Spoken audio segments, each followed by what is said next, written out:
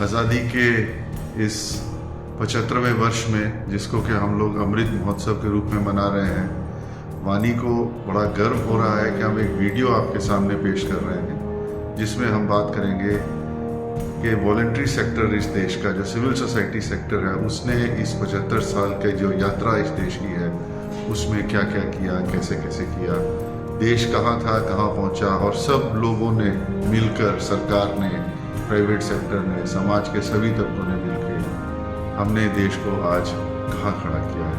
ये गर्व का विषय है और हमने सोचा है कि एक वीडियो पेश करते हैं आपके लिए, क्योंकि ये भी देखने को आया है कि पब्लिक डोमेन में, आम जनता के बीच में वॉलंटरी सेक्टर के बारे में बहुत कम जानकारी होती है। लोग को समझ में नहीं आता कि वॉलंटरी सेक्टर क्या मतलब क्या है, क्या करते हैं, क्या सोच है, कैसे काम होता है। अक्सर इस सूचना की कमी के कारण कई बार गलतफहमियां भी होती हैं। तो हमने एक ये वीडियो बनाया है और इस वीडियो में आप देखेंगे कि एक बहुत सीनियर साथी लोग, जिन्होंने काफ़ी काम किया है इस देश में, स्वास्थ्य को लेके, रोजगार को लेके, ग्रामीण अंचल की सुविधाओं को लेके काम किया है, उनकी हमने इसमें बातचीत रिकॉर्ड की है। इस वीडियो के एक भाग में जब हम चर्चा कर रहे हैं कि पिछले 75 वर्षों में किस तरीके से संस्थाओं ने काम किया, तो दूसरे भाग में हम उस मुद्दे पर भी चर्चा कर रहे हैं कि आने वाला भविष्य कैसा होना चाहिए, उस भविष्य में इस देश को किस रूप में हम देखना चाहते हैं। एक समृद्ध देश हो, एक शक्तिशाली देश हो, एक ऐसा देश हो जहाँ पे सब लोग खुशहाल रहें और हमारे देश का नाम दुनिया में अच्छा चमके। तो ये दो भागों में ये चर्चा है और हम इसके लिए आपका स्वागत करते हैं।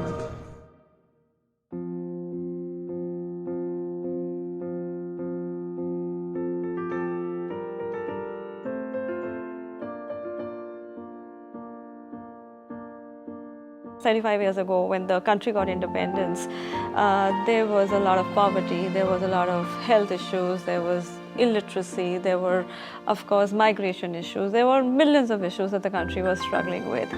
But that was a time when the country also had a lot of hope. If you really looked at everybody, it was freedom, there was hope, and every individual had that kind of hope.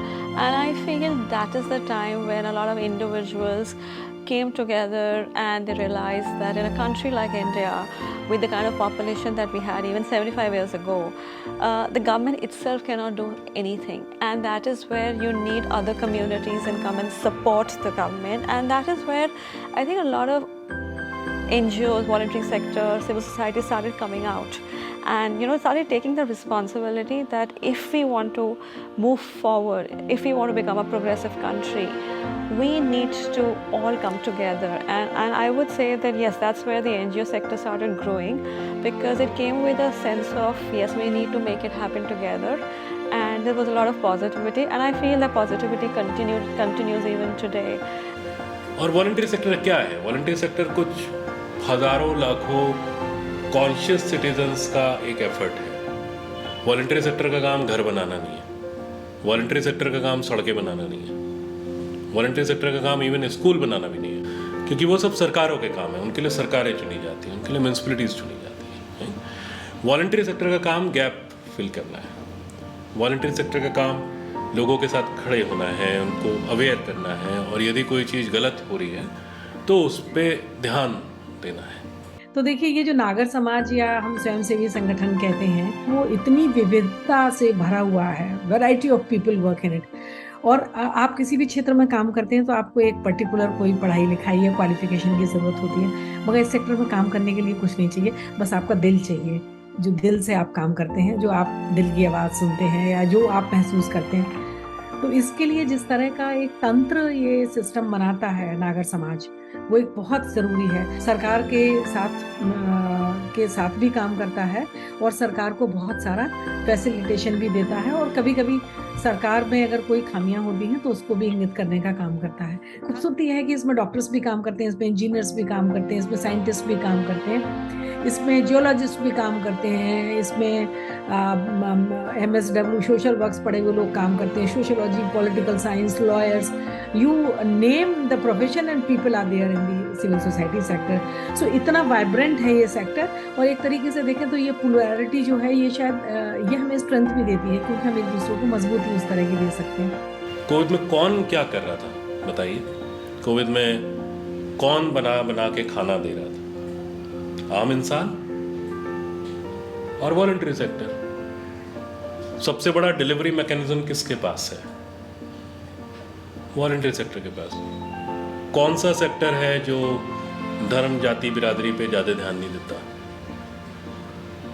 सामने इंसान देखता है? कौन सा sector है जिसको तैरना नहीं आता लेकिन फिर भी डिजास्टर में सबसे पहले पहुंचता है, जिसकी माउंटेनियरिंग की कोई ट्रेनिंग नहीं है बट तब भी डिजास्टर में सबसे पहले पहुंचता है? If you look at even the modern accountability laws, just as the right to information and right to education, this came out of again the NGO kind of work. So if you look at various fields, whether it is participatory development or whether it is education, or whether it is, we are the ones who came up with this. Today some of our self-help groups have turnover running into thousands of crores, and they've been doing their own thing, which even banks and rural credit organizations have not been able to achieve.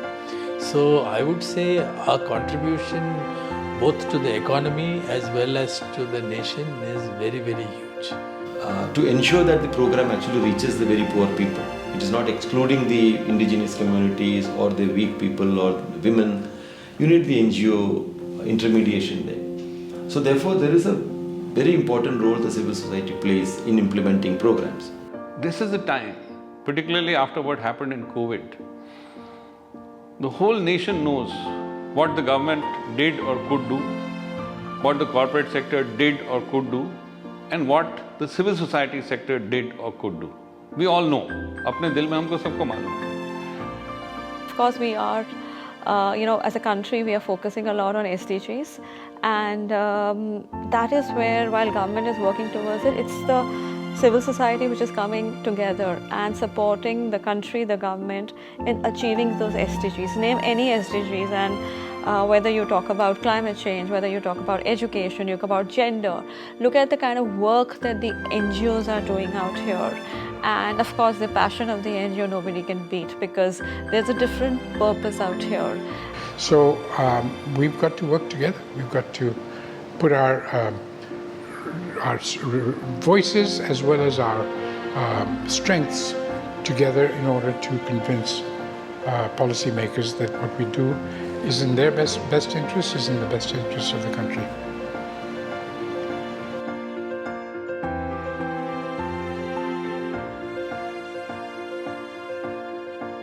And it's easy to think of what a good future for India would be.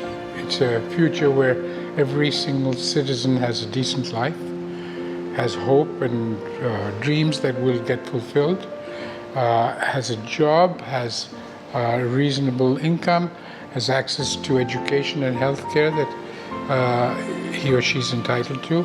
So it seems to me that's not very hard. The question is, how do we bring about a change in mindset among all our people that taking care of your environment, taking care of the resources that your future generations will need? In my India, I think there will be far, far more equality between men and women. That is most important. I think every Indian, irrespective of caste, class, gender, religion, leads a life of dignity. Inclusive and sustainable livelihoods for all. Because only when everybody has a reasonable livelihood, only when we take care of our employment and environment, can we then talk of the next stage of, becoming an economic power, becoming a significant nation in the community of nations. All that comes later. So I want to see a India जहाँ पे कि लड़कियों को उस तरह की आज़ादी, स्वतंत्रता हो, उनको किसी तरह का कोई डर ना हो, और वो भी अपने आप को ज़्यादा होशियार बनाने के लिए विजडम जिसे हम कहते हैं, मालूमात के लिए, इंफॉर्मेशन गैदरिंग के लिए, वो भी उस तरह के जो प्लेटफॉर्म्स हैं उसको एक्सेस कर पाए बिना किसी डर के. When I imagine myself in India at 100, I certainly want har tan pe kapda, as we say, that people must have that basic tool of dignity. I also dream a very well-educated India. It is an India where every person, every community is a part of the growth story. We start going back to the villages and developing it in participatory, democratic ways and empowering the village panchayats to do better for their own